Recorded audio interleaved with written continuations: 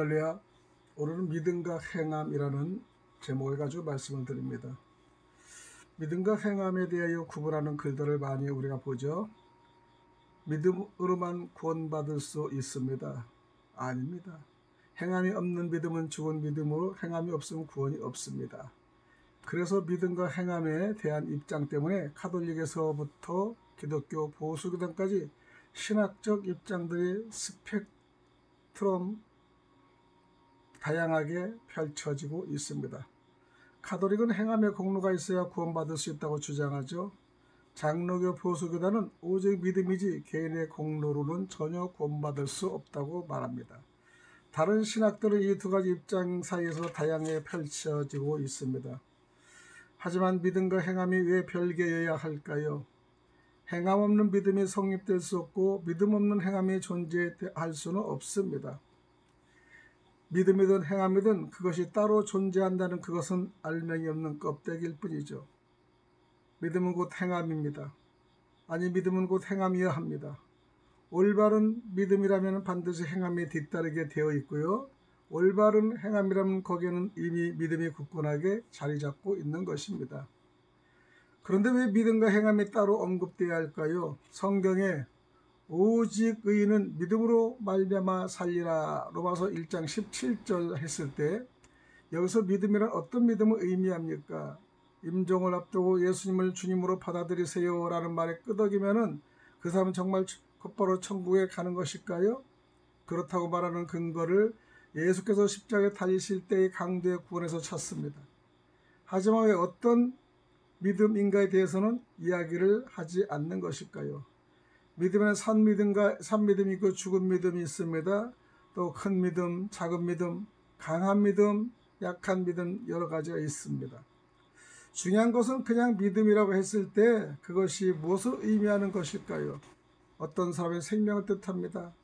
그런 사람들에게는 믿음이란 순교나 희생이나 용서나 헌신을 말하기도 하죠. 그러나 또 어떤 사람에게는 믿음이란 기도 응답을 뜻합니다. 그런 사람의 기도 응답이 없으면 믿음이 없는 것이고 기도가 부족하기 때문이라고 생각합니다. 또 다른 사람에게는 믿음이란 성공, 성취일 수도 있습니다. 믿음이란 성공을 위해 존재하는 것입니다.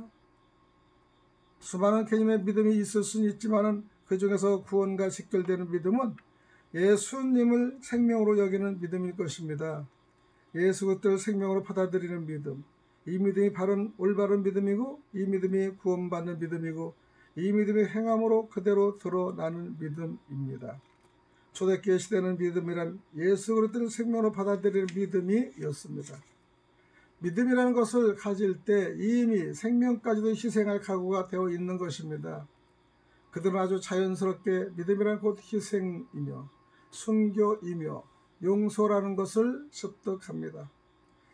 그래서 내가 예수를 믿는다고 할 때 이미 생명으로 고백을 드리는 것이 됩니다. 하지만 오늘날에는 이런 믿음이 거의 사라졌습니다. 기복적이고 세속적이고 물량적이며 성공에 초점을 둔 믿음으로 바뀌었습니다. 이기주의며 개인주의적인 믿음으로 변경됐다는 말입니다.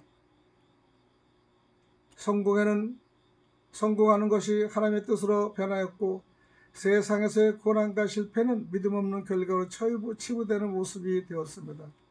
이것은 복음이 변질된 것을 뜻하는 것입니다. 다시 말하면 믿음에는 반드시 행함이 뒤따라야 합니다. 이것은 믿음과 행함을 별개로 보고 믿음과 행함을 연결짓는 것과는 전혀 다른 개념입니다.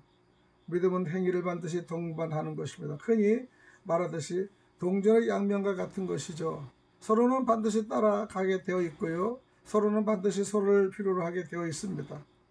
물론 믿음이 있으면서도 행함이 따라오지 못하는 경우도 있습니다. 아직 신앙에 성숙되지 못했기 때문이죠. 아직 훈련이 필요하기 때문이죠. 아직 그리스도의 군사로서 자라야 하기 때문입니다. 그러나 이런 경우가 언젠가는 그의 믿음이 드러나게 되어 있습니다. 마치 겨울에 나뭇잎이 다 떨어지면 죽은 나무인지 산 나무인지 구별하기 힘들지만은 봄이 오면 죽은 나무는 그대로 있고요. 산 나무에는 푸른 싹이 돋아나는 같은 내용입니다. 올바른 믿음도 이와 마찬가지입니다. 비록 지금은 행위가 드러나지 않고 있지만은 그는 참믿음을 가지고 있는 것이죠. 아무튼 참된 믿음은 행함으로 드러나고 참된 믿음은 믿음이 전제되는 것입니다. 그렇다면 왜 행함 없는 믿음에는 결과가 나타날까요? 일부에서는 이런 현상이 일어나면은 그것은 고쳐져야 하고요.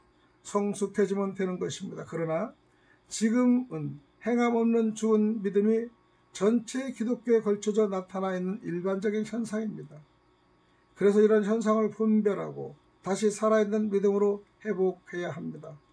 그래서 교회 개혁이 필요하고요. 신앙 개혁이 필요한 것입니다. 관념적인 신앙에서 실체적인 신앙으로 개혁해야 한다는 것이 오늘의 말씀 주제입니다. 오늘도 여러분 승리하시길 바랍니다. 믿음, 행함. 다시 한번 가슴을 생각하는 귀한 시간이 되었으면 좋겠습니다. 할렐루야.